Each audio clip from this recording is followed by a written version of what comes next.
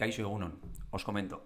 El otro día, viendo la entrevista que le hizo Broncano a Fermín Muguruza en el programa La Resistencia, que por cierto no me gustó nada Fermín, hubo un momento en el que el entrevistador empezó a leer un texto en euskera. Se trataba de una frase sobre el libro que presentaba el músico de Irún. El tema es que Broncano no lo hizo nada mal, pero me dio la idea para hacer un vídeo corto de cómo leer un texto en euskera y que parezcas un euskaldun 100% auténtico, o por lo menos al 90%. A ver, sobre todo se nota que al no haber tildes, el tema de la acentuación suele costar a la gente que no controla el idioma.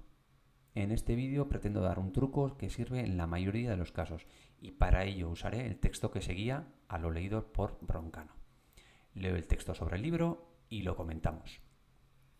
Bidaia baten historia jasotzen du liburu honek.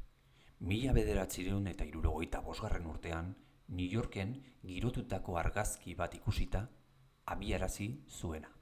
Si alguno de vosotros se ha fijado, he estado acentuando la segunda sílaba que empieza por la izquierda.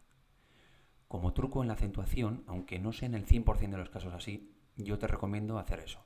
Repito, no es en el 100% de los casos así, pero seguro que acertarás muchas veces. A ver, siempre es mejor hacer oído y escuchar a un euskaldun y copiarlo, pero te comento este truco por si partes de cero. Repito, no se cumple siempre.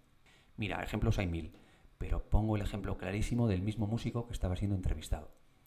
El apellido de Fermín es Muguruza, pero siempre que se lee por parte de alguien que no habla euskera, se acentúa la tercera sílaba, Muguruza. Hay 1000 ejemplos. Por ejemplo, el antiguo partido político Herri Batasuna se leía siempre Herri Batasuna. Seguro que algún euskaldun que vea este vídeo dirá, no, pues en mi pueblo acentuamos esta palabra así o asao, que sí, que sí.